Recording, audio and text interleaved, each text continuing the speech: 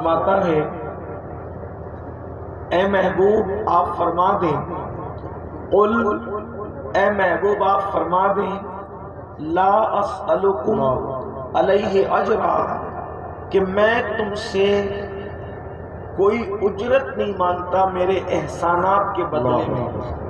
رسول اللہ صلی اللہ علیہ وآلہ وسلم کے جو احسانات امت پر ہیں، جتنے احسانات رسول اللہ کے ہیں اللہ کے بعد، اتنے احسان ہم پر کسی کے نہیں، بلکہ ہماری جتنی سانسیں ہیں اور ہمارے جسم میں جتنے بال ہیں، بلکہ کائنات میں پہلے انسان حضرت آدم علیہ السلام سے لے کر آخری پیدا ہونے والے انسان سے لی جائے گی، اس سے زیادہ احسانات اگر ہمارے اس وجود پر کسی کا ہے تو وہ آمنہ کے لال عبداللہ کے لخت جگر محمد الرسول اللہ کے احسانات ہیں۔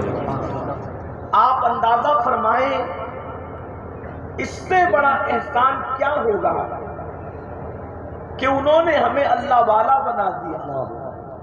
اس سے بڑا احسان کیا ہوگا کہ خدا ملا تو ان کے در سے ملا۔ سبحان اللہ، کتنی بڑی نعمت ہے۔ خدا کا پتہ جس کے در سے ملا، قرآن جس کے گھر سے ملا، شریعت جس کے گھر سے ملی۔ آپ اگر اس کو محسوس کر سکتے ہیں تو محسوس کریں، اگر وہ نہ آتے تو پھر بیٹیاں زندہ دفن ہوتی رہتی، وہ نہ آتے ماں کے ساتھ لوگ بدکاری کرتے رہتے، لوگوں نے ان کے آنے سے پہلے بدکاری کی، وہ نہ آتے ماں کی گود میں شراب پلائی جاتی جیسا کہ ماں نے پلایا، وہ نہ آتے جانوروں کے ساتھ بدی کی جاتی جیسا کہ لوگوں نے ان کے آنے سے پہلے کیا۔ گویا کہ اللہ کے رسول علیہ الصلوۃ والتسلیم کا جن کو کلمہ پڑھنا نصیب ہوا انہوں نے کلمہ پڑھ کے ایمان حاصل کیا، لیکن جن کو کلمہ نصیب نہ ہوا کم از کم ان لوگوں کو زندگی گزارنے کا سلیقہ تو ملا، زندگی گزارنے کا طریقہ تو ملا، چلنے اٹھنے بیٹھنے کا لباس کا طریقہ تو ملا۔ یہ دنیا جو اچھے لباس میں دکھ رہی ہے یہ مدینے والے مصطفیٰ کریم کا صدقہ ہے۔ یہ دنیا جو ایک تہذیب کے ساتھ زندگی گزار رہی ہے، ایک کلچر کے جو وہ بندن میں بندھی ہوئی ہے، یہ مصطفیٰ جان رحمت کا صدقہ ہے۔ لیکن یہاں ایمان والوں سے مخاطب ہونے کا حکم دیا جا رہا ہے کہ اوروں کو تو بہت کچھ ملا لیکن سب سے زیادہ جو نعمت ملی خدا کا پتہ مصطفیٰ جان رحمت کے در سے، قرآن مصطفیٰ جان رحمت کے گھر سے، اللہ کا قانون مصطفیٰ جان رحمت کے ذریعے سے، قرض کے جنت بھی ملے گی مصطفیٰ جان رحمت کے صدقے میں ملے گی، قبر میں سکون کی نیند سوئیں گے مصطفیٰ جان رحمت کے صدقے میں سوئیں گے، یہ جو روزی ملتی ہے انہی کے صدقے میں ملتی ہے، عزتیں ملتی ہے انہی کے صدقے میں ملتی ہے، نعمتیں ملتی ہے انہی کے صدقے میں ملتی ہے۔ بلکہ میرے امام تو یہاں تک فرماتے ہیں خلق کے حاکم ہو تم، رزق کے قاسم ہو تم سے ملا جو ملا تم پہ کروڑوں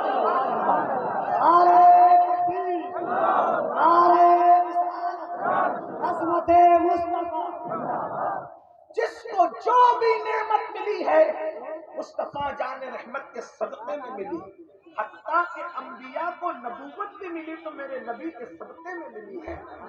لیکن یہاں امت سے مخاطبت ہے، امت سے خطاب ہے، میں تم سے کوئی اجر نہیں مانگتا، لا اسألکم علیہ اجرا، تم سے کوئی اجر نہیں مانگتا، الا المودۃ فی القربى، مگر یہ کہ جو میرے قرابت دار ہیں، جو میرے رشتہ دار ہیں ان سے محبت کرو۔ جب یہ آیہ کریمہ نازل ہوئی تو صحابہ کرام نے پوچھا یا رسول اللہ صلی اللہ علیہ وآلہ وسلم اس آیت میں کن سے محبت کا حکم ہے؟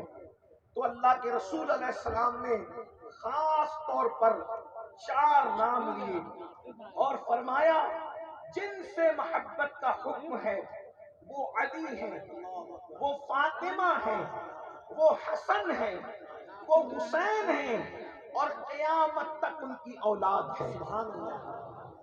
ان سے محبت تم پہ فرض کر دی گئی.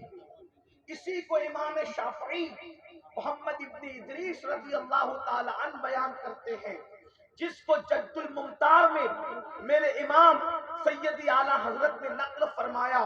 امام شافعی کے 6 مصرے یہ: یا اہل البیت رسول اللہ حبکم فرض من اللہ فی القرآن انزلہ یکفیکم من عظیم الفخر انکم من لم یصلی علیکم لا صلاة لہ. آل النبی ذریعتی وہم الیہ وسیلتی ارجو بہم عطاقۃ بید الیمین صحیفتی. امام شافعی کہتے ہیں اے رسول اللہ کی اہل بیت، تم لوگوں کی محبت اللہ نے قرآن میں ہم پہ فرض کی ہے. محبت اہل بیت فرض ہے، اہل بیت کی محبت فرض ہے. اور پھر کہتے ہیں کیا یہ فخر تمہارے لیے کافی نہیں ہے کہ اس وقت تک ہماری نمازیں ہوتی ہی نہیں جب تک ہم نبی کی اہل بیت پہ درود نہیں پڑھتے تھے. اور فرماتے ہیں آل النبی ذریعتی وہم الیہ وسیلتی. آل نبی میرا ذریعہ ہے. کائے کا ذریعہ ہے؟ اللہ تک پہنچنے کا ذریعہ ہے. اہل بیت اللہ تک پہنچنے کا ذریعہ ہے. وہم الیہ وسیلتی، اور وہی اللہ کی بارگاہ میں میرا وسیلہ ہے. ارجو بھی عطاقۃ بید الیمین صحیفتی، اور مجھے امید ہے کہ قیامت کے دن میرا نام اعمال اگر میرے سیدھے ہاتھ میں دیا جائے گا وہ بھی اہل بیت کی محبت کے صدقے میں دیا جائے گا.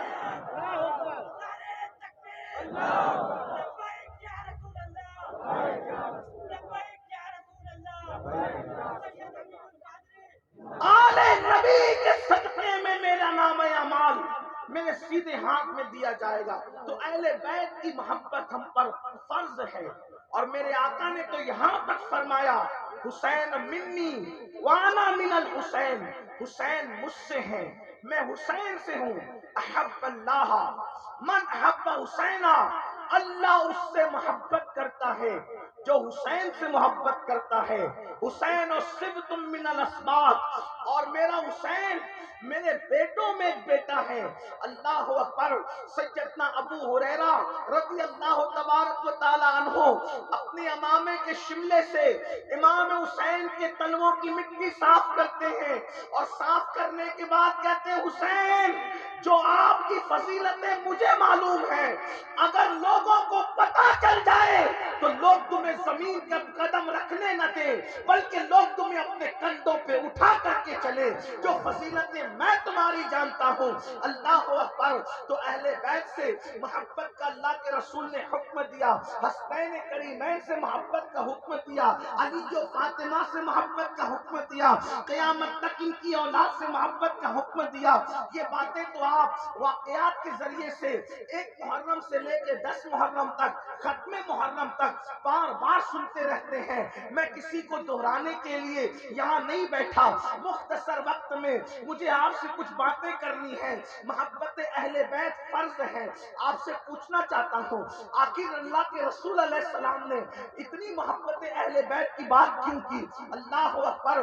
ایسی ایسی فضیلتیں اہل بیت کی محبت کے صلے میں بیان ہوئی، کسی عمل پر ایسی فضیلت بیان نہیں ہوئی. جیسے کہ مثال کے طور پہ میرے آقا فرماتے ہیں جو میری اہل بیت سے محبت کرے گا اللہ اس کی عمر میں برکت دے گا. جو میری اہل بیت سے محبت کرے گا اللہ اس کے رزق میں برکت دے گا. جو میری اہل بیت سے محبت کرے گا اللہ اس کے چہرے کو جگمگا دے گا.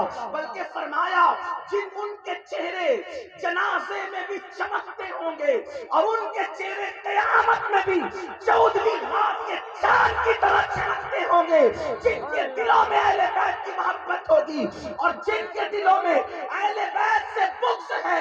امارت الادب میں میرے امام نے حدیث لکھی جس نے میری اہل بیت سے بغض کیا ان کے چہرے قیامت میں سیاہ اور کالے ہوں گے اور پیشانی پہ لکھا ہوگا یہ اللہ کی رحمت سے محروم کر دیے گئے ہیں. پتا چلا چہروں کو منور کرنا ہے، اچھے صابنوں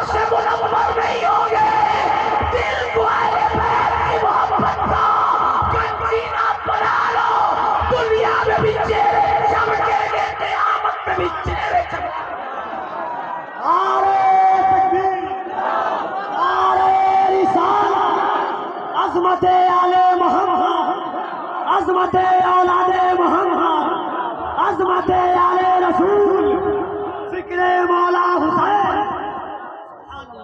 چہروں کی چمک دلوں کی کیفیت بتاتی ہے. دل جگمگائیں گے. بلکہ یہاں تک فرمایا محبت اہل بیت کا صلہ، یہاں تک فرمایا اللہ اکبر. ذرا توجہ کریں. کوئی عمل کر لو، ایمان پر خاتمے کی گارنٹی نہیں ہے. کوئی نمازی بھی بے ایمان مر سکتا ہے، کوئی حاجی بھی بے ایمان مر سکتا ہے، کوئی عالم بھی بے ایمان مر سکتا ہے، کوئی حافظ اور قاری بھی بے ایمان مر سکتا ہے. لیکن میرے آقا فرماتے ہیں، صاحب کشاف نے لکھا، امام راضی نے لکھا، امام یوسف نبہانی نے لکھا، اس طریقے سے امام عبد الوہاب شعرانی نے لکھا. کثرت کے ساتھ یہ بات لکھی گئی. کیا؟ اللہ اکبر. میرے آقا فرماتے ہیں جو میری اہل بیت سے محبت کرے گا اس کا خاتمہ ایمان پر ہوگا، وہ دنیا سے ایمان پر جائے گا. اور فرمایا صرف ایمان میں نہیں جائے گا، اگر بستر پہ بھی مرے گا اللہ اس کو شہادت کا مرتبہ عطا فرمائے گا. اہل بیت سے محبت کرنے والا جب اس کی روح نکالنے کے لیے موت کا فرشتہ آئے گا تو روح بعد میں نکالے گا. پہلے جنت کی بشارت دی جائے گی، پھر اس کی روح نکالی جائے گی. یہ محبت اہل بیت کا صرف جنت کا مشتاق پہلے ہے، جنت کا مشتاق پہلے ہے، روح کا نکلنا بعد میں ہے.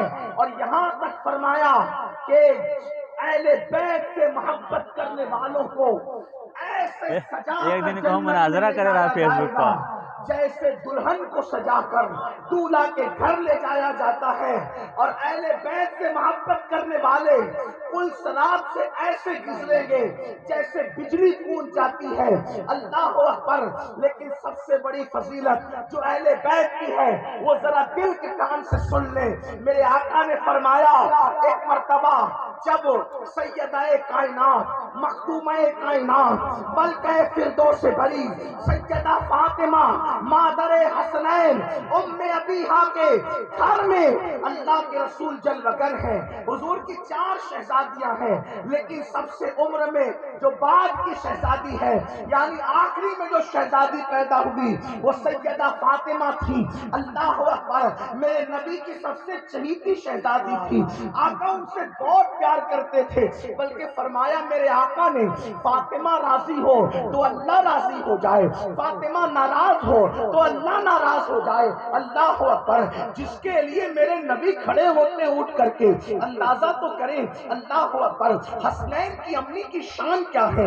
کائنات کے تاجدار، امام الانبیاء، قائد المرسلین جس کے لیے اٹھ کر کھڑے ہو جائیں وہ حسنین کی امی سیدہ فاطمہ کی ذات ہے. حجرہ فاطمہ میں ایک مرتبہ اللہ کے رسول جلوہ گر ہیں اور میرے آقا فرماتے ہیں اے فاطمہ تم میں یعنی محمد الرسول اللہ. آقا کیا فرما رہے؟ اے فاطمہ تم میں یعنی محمد الرسول اللہ. اور یہ دونوں شہزادے یعنی حسن اور حسین اور یہ جو سو رہا ہے یعنی علی کے مرتضیٰ. 5 نام لیے حضور نے، 5 تن کے نام لیے اور 5 نام لے کے فرمایا فاطمہ جیسے آج ایک حجرے کے اندر ہم 5 جمع ہیں، جیسے آج ایک حجرے کے اندر ہم 5 جمع ہیں، ویسے جنت میں بھی ہم 5 ایک ساتھ ہوں گے. ہم 5 جنت میں ایک ساتھ ہوں گے. کریم باپ کی کریمہ بیٹی تھی اصلی بابا ہم تو ایک ساتھ 5 ہوں گے. جو ہم سے محبت کریں گے وہ کہاں ہوں گے؟ دریائے کرم جوش میں آیا، فرمایا فاطمہ جہاں ہم ہوں گے وہی ہم سے محبت کرنے والے بھی ہوں گے. یہ محبت اہل بیت کا صلہ، یہ محبت اہل بیت کا صلہ کیا صلہ ہے کہ حضور جنت کے جس حصے میں ہوں گے، جنت کے جس حصے میں ہوں گے جنت کے جس مقام پر ہوں گے، جنت کے جس درجے میں ہوں گے، اس درجے میں ان کو رکھا جائے گا جو اہل بیت سے محبت کریں گے۔ اب یہاں میں اپنی گفتگو کو آگے بڑھاتے ہوئے اختتام کی طرف تھوڑا لے جانے کی کوشش کرتا ہوں، اس لیے کہ یہ عنوان وہ عنوان ہے، زندگیاں ختم ہوگی، راتیں ختم ہوگی، لیکن کبھی یہ باتیں ختم نہیں ہو سکتی۔ اب آپ نے سن لیا کہ جو اہل بیت سے محبت کرے گا، جو اہل بیت سے محبت کرے گا، وہ رسول اللہ کے ساتھ جنت میں رہے گا۔ جنت کے جس درجے میں محمد الرسول اللہ ہوں گے، اسی درجے میں، جس درجے میں پنجتن پاک ہوں گے، اسی درجے میں اللہ اکبر اہل بیت سے محبت کرنے والے ہوں گے۔ بلکہ ایک روایت اور یاد آ گئی، آپ اس کو توجہ سے سنیں، ایک روایت اور سن لیں میرے جوانوں کی علم میں اضافے کے لیے۔ بلکہ فرمایا قیامت کے دن عرش کے نیچے سے ندا دی جائے گی، اے محشر والو عرش کے نیچے آ جاؤ۔ کون لوگ؟ جو میرے محبوب کی اہل بیت سے محبت کرتے تھے، وہ عرش کے نیچے آ جاؤ، کیونکہ یہاں دسترخوان لگا ہوا ہے اور پنجتن پاک بیٹھے ہوئے ہیں، اور جو اہل بیت سے محبت کرتا ہے، آج وہ اہل بیت کے ساتھ دسترخوان پہ بیٹھ کر اللہ تمہاری مہمانی کر رہا ہے۔ خدا میزبان ہے اور تم قیامت کے دن مہمان ہو۔ جب لوگ نفسی نفسی کہیں، جب لوگ نفسی نفسی کہیں گے، لوگ ماں کو ڈھونڈیں گے، باپ کو ڈھونڈیں گے، کوئی کسی کا پرسان حال نہ ہوگا۔ اہل بیت سے محبت کرنے والوں کی خدا میزبانی فرمائے گا، میزبان خدا ہوگا، مہمان بندے ہوں گے۔ بندوں میں بھی سب بندے نہیں جو دنیا میں اہل بیت سے محبت کرتے تھے۔ اب آپ سے میں پوچھنا چاہتا ہوں، کیا ہم اور آپ اہل بیت سے محبت کرتے ہیں؟ کیا ہم اور آپ اہل بیت سے محبت کرتے ہیں؟ تو میرے ہر جوان کا، میری مائیں اور بہنیں بھی موجود ہیں، ان کا جواب ہوگا کیوں نہیں مولانا، کیوں نہیں سید صاحب، ہم تو ضرور محبت کرتے ہیں۔ میں نے پوچھا محبت کی نشانی کیا ہے، کیسے محبت کرتے ہو؟ تو کوئی کہے گا ہم محرم کے 10 روزہ پروگرام تو کرتے ہیں نا، ہم شربت تو بناتے ہیں نا، ہم کھچڑے کی نیاز تو دلاتے ہیں نا، نان کھٹائیاں تو تقسیم کرتے ہیں نا۔ میں کہتا ہوں بہت مبارک ہو، اللہ تمہیں مبارک کرے، لیکن ایک بات پوچھنا چاہتا ہوں، آپ مجھے بتائیں، آپ ذرا غور فرمائیں، رسول اللہ کا خون ان لوگوں کی رگوں میں ہے جن کے چاروں کے نام میں نے لیے۔ آپ توجہ کریں، میرے امام فرماتے ہیں خون خیر الرسل سے ہے جن کا خمیر ان کی پیلوس سنت میں لاکھوں سلام، رسول اللہ کا خون ان کی رگوں میں ہے۔ اب آپ مجھے بتائیں، پوری کائنات کو ایک پلڑے میں رکھو، پوری کائنات کو ایک پلڑے میں رکھو، اور رسول اللہ کے خون کا ایک قطرہ ایک پلڑے میں رکھو، کیا پوری کائنات رسول اللہ کے خون کے قطرے کا مقابلہ کر سکتی ہے؟ نہیں کر سکتی۔ تب آپ سے پوچھتا ہوں، حسن پاک کی رگوں میں حسن کا خون نہیں، رسول اللہ کا خون ہے، حسین پاک کی رگوں میں رسول اللہ کا خون ہے، سیدہ فاطمہ کی رگوں میں رسول اللہ کا خون ہے، علی کے مرتضیٰ کی رگوں میں اس اعتبار سے رسول اللہ کا خون ہے کہ دونوں ایک دادا کی اولاد سے ہے۔ اسی لیے میرے آقا نے فرمایا تم لوگ الگ الگ درخت کی الگ الگ ٹہنی سے ہو، میں اور علی ایک درخت کی دو ٹہنیوں کا نام ہے، یعنی ہم دونوں الگ نہیں ہیں۔ اب آپ سے پوچھتا ہوں، جن کی رگوں میں رسول اللہ کا خون دوڑ رہا ہو، میرے آقا کا قائد المرسلین کا خون دوڑ رہا ہو، اللہ اکبر، اس شہادت حسین کو اگر ہم شربت اور کھچڑے پر توڑ رہے ہیں تو بتاؤ ہم کس قدر نادانی کر رہے ہیں۔ شربت تقسیم کرو، منع نہیں ہے، بہت ثواب ملے گا، کھچڑا بناؤ، نیاز کرو، منع نہیں ہے، بہت ثواب ملے گا۔ یہ محبت کی علامت ہے، یہ حقیقت محبت نہیں ہے۔ ایک ہوتی ہے علامت اور ایک ہوتی ہے حقیقت۔ حقیقت اور علامت میں فرق کیا ہوتا ہے آج اس کو سمجھ لیں۔ مثال کے طور پر یہ آپ کے علاقے کا نام کیا ہے؟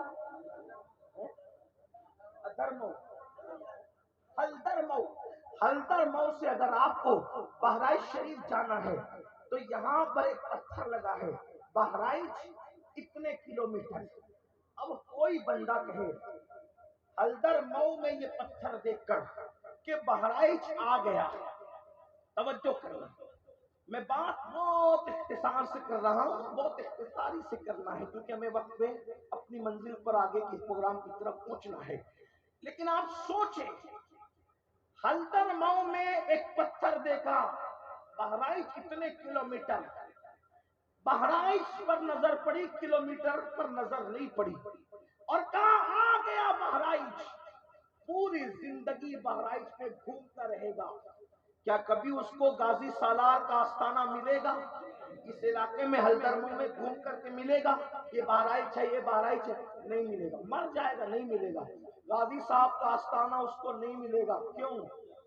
کیونکہ اس نے علامت شہر کو حقیقت شہر سمجھا ہے نا، علامت شہر کو حقیقت شہر سمجھا، کیونکہ علامت شہر الگ ہے اور حقیقت شہر الگ ہے۔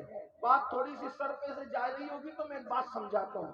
علامت مطلب سائن بورڈ اور حقیقت مطلب منزل، ٹھیک؟ اب بات سمجھ میں آئی؟ یعنی وہ پتھر جو منزل تک لے جاتا ہے، جس کو سنگ میل بھی کہتے ہیں، ٹھیک؟ وہ پتھر نشان سے لے جاتا ہے آپ کو منزل تک۔ تو نشانی کو اگر آپ منزل سمجھ کر رک گئے تو کیا ہوگا؟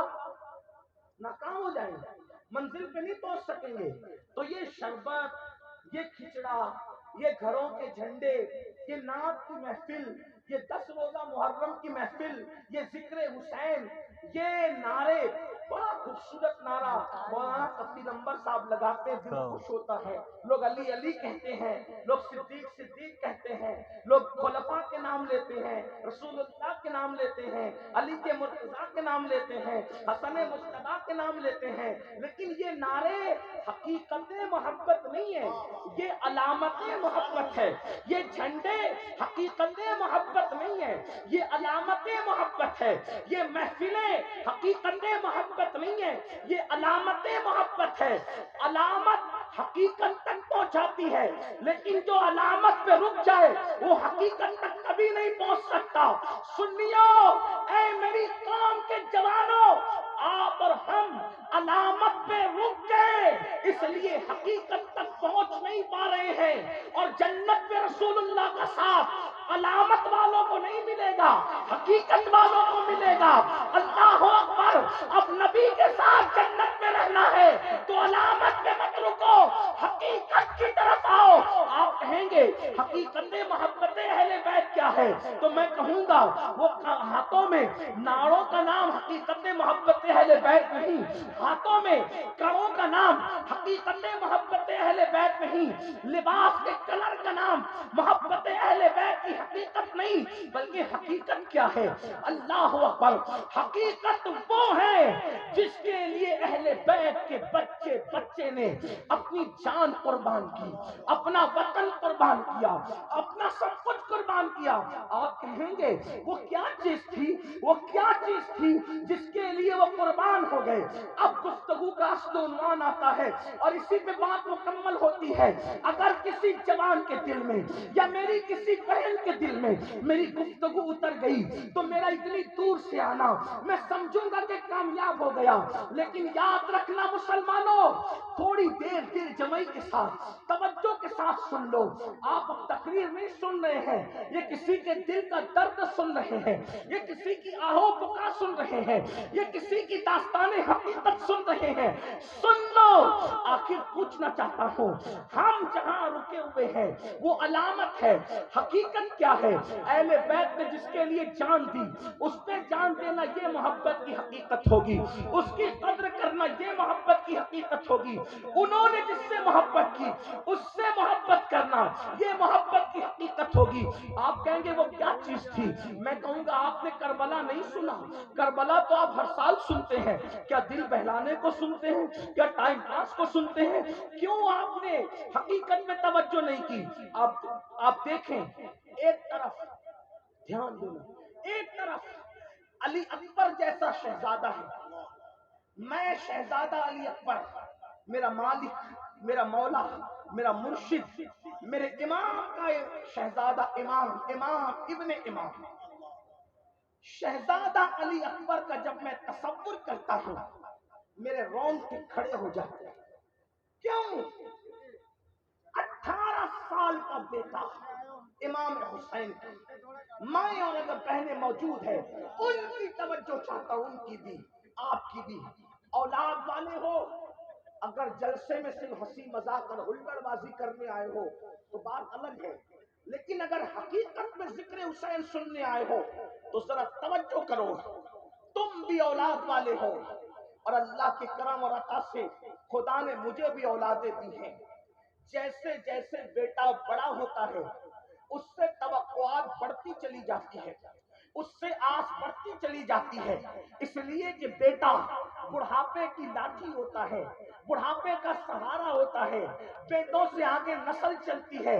لیکن ذرا غور تو کرو، کسی کا بیٹا دادی کے ہم شکل، کسی کا بیٹا دادا کے ہم شکل، کسی کا بیٹا چچا کے ہم شکل، کسی کا بیٹا ماموں کے ہم شکل. لیکن مولا حسین، اللہ نے آپ پہ کتنا کرم کیا تھا کہ آپ کا بیٹا اللہ اکبر کسی اور کے ہم شکل نہ تھا. یا اے امام، آپ کا بیٹا آپ کے نانا محمد الرسول اللہ کے ہم شکل. اللہ اکبر. کہتے ہیں کہ جب لوگ علی اکبر کے دور میں حضور کے پردہ فرمانے کے بعد مدینہ منورہ آتے تھے تو یوں کہتے ہوئے آتے تھے، چلو رسول اللہ کے مزار پہ حاضری بھی دے دیں گے اور علی اکبر کو دیکھ کر ایک اندازہ کر لیں گے کہ حسن رسول کیا تھا.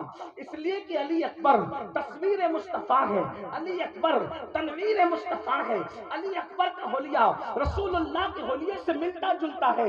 آپ سے پوچھنا چاہتا ہوں، جس کا بیٹا تصویر مصطفیٰ ہو، جس کے چلنے سے رسول اللہ کا چلنا یاد آتا ہو، جس کے اٹھنے بیٹھنے سے رسول اللہ کا اٹھنا بیٹھنا یاد آتا ہو، ایسا علی اکبر جیسا بیٹا مجھے بتاؤ، کیا کائنات قربان کر کے بچا لیا جاتا تو یہ سستا سودا نہ تھا؟ پوری کائنات قربان کر دیتے، علی اکبر کو بچا لیتے تو بولو یہ سستا سودا نہ تھا؟ اللہ اکبر.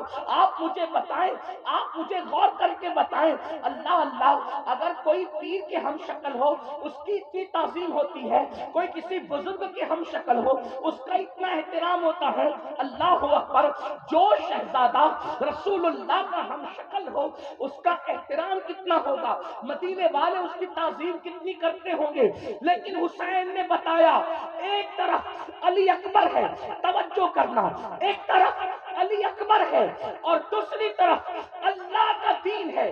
ایک طرف اللہ کا دین ہے، ایک طرف علی اکبر شہزادہ ہے.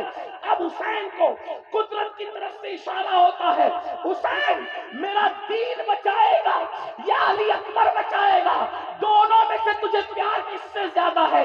میرے دین سے پیار ہے یا بیٹے علی اکبر سے پیار ہے؟ حسین پاک اللہ کے دین کو بچانے کے لیے علی اکبر جیسا بیٹا قربان کر دیتے ہیں. اور کس شان سے قربان کرتے ہیں؟ ابن عساکر لکھتے ہیں کہ جب شہزادہ علی اکبر کی شہادت ہوئی، امام عالی مقام نے اپنے بیٹے علی اکبر کے سینے سے جب نیزہ کھینچا تھا تو نیزے کی انی پر علی اکبر کے دل کا ٹکڑا نکل کر آ گیا تھا، علی اکبر کا دل باہر آ گیا تھا. آپ سے پوچھنا چاہتا ہوں، حسین پاک نے بتایا مجھے اپنے بیٹے علی اکبر سے زیادہ اللہ کے دین کی اہمیت ہے. میں اپنے جوان بیٹے کے ٹکڑے ٹکڑے تو دیکھ سکتا ہوں، اپنے جوان بیٹے کے لاشے پہ گھوڑے دوڑتے تو دیکھ سکتا ہوں، لیکن اللہ کے دین کو مٹتا نہیں دیکھ سکتا. آپ سے پوچھنا چاہتا ہوں، یہ محبت اللہ کے دین سے تھی.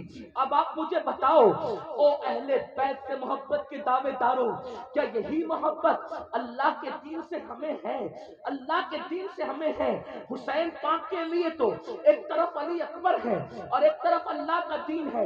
حسین علی اکبر قربان کر رہے ہیں، اللہ کا دین بچا رہے ہیں، اور ہمارے پاس روزانہ ہم سے امتحان ہوتا ہے. ایک طرف اللہ کا دین ہے، ایک طرف ہماری نیند ہے، ایک طرف اللہ کا دین ہے.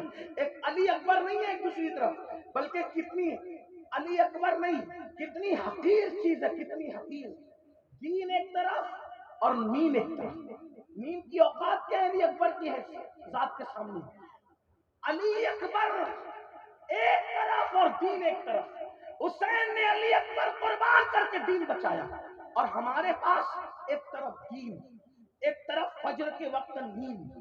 اب دین آواز دیتا ہے مجھے بچا، نیند کہتی ہے مجھے بچا۔ سچ بولنا، کس کو بچاتے ہو؟ کس کو بچاتے ہو؟ ہنسنے کی بات نہیں، اگر فجر کی نیند میں بستر چھوڑ کر اٹھتے ہو تو گویا اپنا دین بچاتے ہو، اور اگر بستر چھوڑ کے نہیں اٹھتے، فجر کی نماز میں سوتے پڑے رہتے ہو، تو گویا کہ اپنی نیند بچانے کے لیے معاذ اللہ دین کی قربانی دیتے ہو۔ انہوں نے دین بچانے کے لیے علی اکبر کی قربانی دی، اپنی جان کی قربانی دی، اور ہم نیند بچانے کے لیے دین کے ستون کو قربان کر رہے ہیں۔ میں پوچھنا چاہتا ہوں، قیامت کے دن رسول اللہ حسین پاک کے نانا کو کیا منہ دکھاؤ گے؟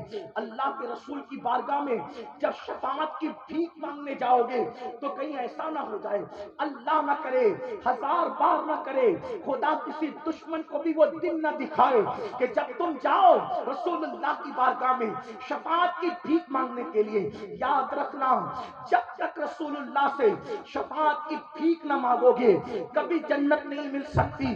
اس دن تو ابراہیم خلیل کو بھی میرے نبی کی حاجت ہوگی۔ میرے امام کہتے ہیں وہ جہنم میں گیا جو ان سے مستغنی ہوا ہے خلیل اللہ کو حاجت رسول اللہ کی۔ جب خلیل کو حاجت ہوگی تو مجھے اور آپ کو کیوں حاجت نہ ہوگی؟ آپ اور ہم رسول اللہ کی بارگاہ میں شفاعت کی بھیک مانگنے جائیں گے۔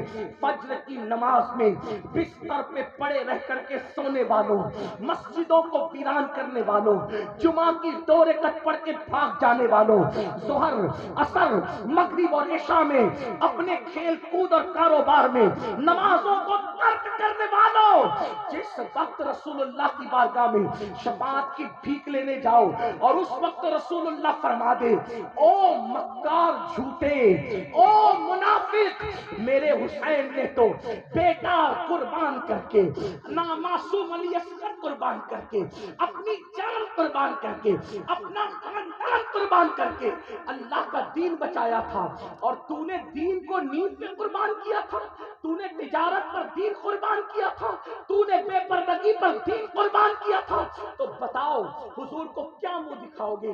حضور علیہ الصلوۃ والتسلیم اگر ناراض ہو کر چہرہ پھیر لے، حضور اگر ناراض ہو کے چہرہ پھیر لے، کس کی بارگاہ میں شفاعت کی بھیک مانگو گے؟ وہاں تو ماں بھی اپنے بیٹے کو